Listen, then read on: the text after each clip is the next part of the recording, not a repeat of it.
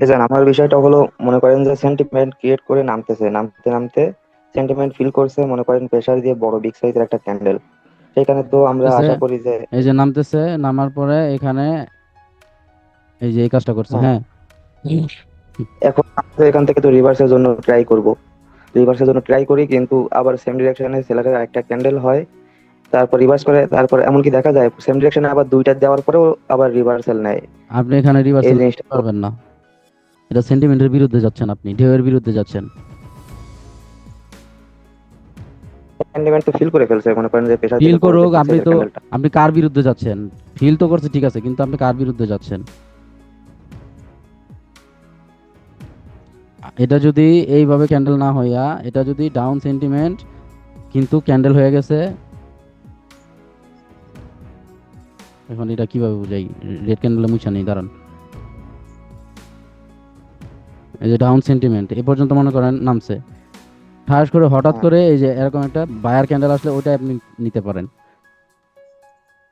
আপনি তো এটার সাথে যেতে পারেন, একে তো সেন্টিমেন্ট, দ্বিতীয়ত আপনার বায়ার এক্সজস্ট, তারপরে আপনি কন্টিনিউ ব্যাক, মানে পিআরআর সাথে যেতে পারেন। এখন আপনি সবকিছু ডাউনে আছে, কিন্তু একটা বড় রেড ক্যান্ডেল দিছে থেকে আপনি রিভার্সে যাচ্ছেন, মানে ঢেউয়ের বিরুদ্ধে আপনি সাঁতার কাটতে যেতেছেন, যেটা মাথায় রাখতে হবে। তারপরে আরেকটা জিনিস হচ্ছে, এটা মার্কেটে গিয়ে বুঝাই।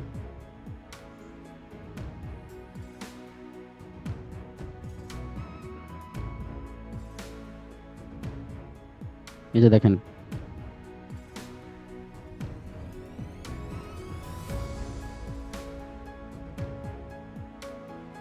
এটা রেঞ্জিং মার্কেট।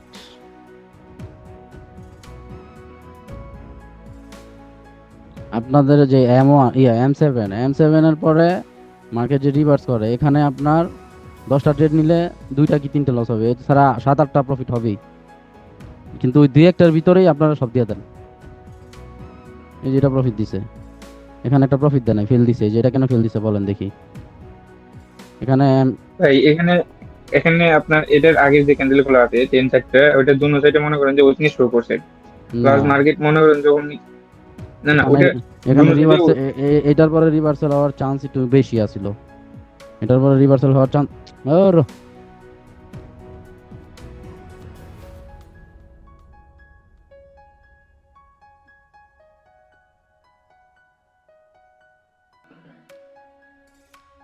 হয়ে গেল। একটু পিছনে এই যে এটার পরে এই রিভার্সাল হওয়ার চান্সটা বেশি ছিল। কেন? কারণ এখনো পর্যন্ত বায়ার অ্যাডজাস্ট হয় নাই। এক্সট্রিম পাওয়ার। তো এটা M3 মনে করেন ফিল আপ করলো, তারপর কি করছে, উইদাউট উইক M7 করছে এখানে। তো M7 করলে এখানে তো রিভার্সাল আসার কথা, কেন আসলো না? ইয়ে, সিরাজ সিরাজ ভাই বলছিল, কিন্তু ওনার নেটের কারণে শুনি নাই। গ্যাপ ডাউন দিছিল ভাই। গ্যাপ ডাউন দিছিল। এর আগের Gap- ক্যান্ডেলটা তো ভাই গ্যাপ ডাউন দিয়েছিল, এটা না, এটা যে অ্যাডজাস্ট করে ক্যান্ডেলটা হয়েছে। ফেলছে। হ্যাঁ, এটা অ্যাডজাস্ট করে ফেলছে, এটা অ্যাডজাস্ট করে ফেলছে, কিন্তু প্রেশার নিয়ে নিছে, গ্যাপ ডাউন দিয়া গ্যাপ দিয়ে দিছে। গ্যাপ ডাউন না দিলে এখানে 80% ধরে রাখেন এরকম একটা ক্যান্ডেল হইতো,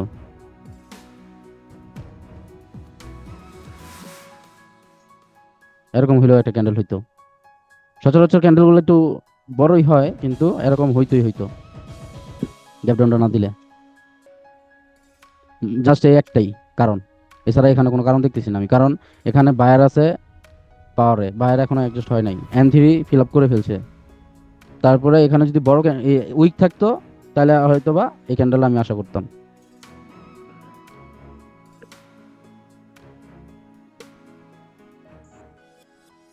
এখন প্রান্ত ভাইয়ের যে সমস্যাটা হইতেছে, ওটা হচ্ছে প্রান্ত ভাই সেন্টিমেন্টের বিরুদ্ধে যাচ্ছে, ওটা খেয়াল করতেছে না।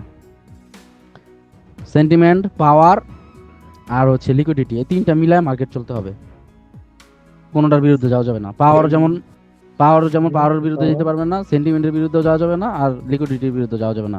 লিকুইডিটি হান্ট করবেই। আচ্ছা ভাইজান, তাহলে ওই যে বড় ক্যান্ডেল দিয়ে যখন ওই ধরে ডাউন সেন্টিমেন্ট আপনি যেটা বললেন, ওই রিভার্সালের বিরুদ্ধে, মানে ওর সেন্টিমেন্টের বিরুদ্ধে যাওয়া যাবে না, তখন কি আমাকে তাহলে ওয়েট করে নেক্সট যে পার্টি আসবে ওইটা এক্সস্ট হতে দিতে হবে, তারপরে সেন্টিমেন্টের সাথে ট্রেড করা লাগবে, এই তো? হ্যাঁ হ্যাঁ হ্যাঁ, সেন্টিমেন্টের সাথে যাবেন আপনি। সেন্টিমেন্টের সাথে যদি আপনি M7 পেয়ে যান, বিপরীত দিকে হয়ে গেছে, তখন রিভার্সাল যখন, মোট কথা আপনি পাওয়ারের সাথে যাবেন, সেন্টিমেন্টের সাথে যাবেন।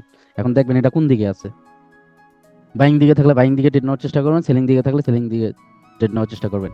এখন লিকুইডিটি বুঝছেন, লিকুইডিটি হান্ট যে করে, এটাই তো আপনার ধরা খান, এই জায়গাটাই ধরা খান, দাঁড়ান দেখাইতেছি।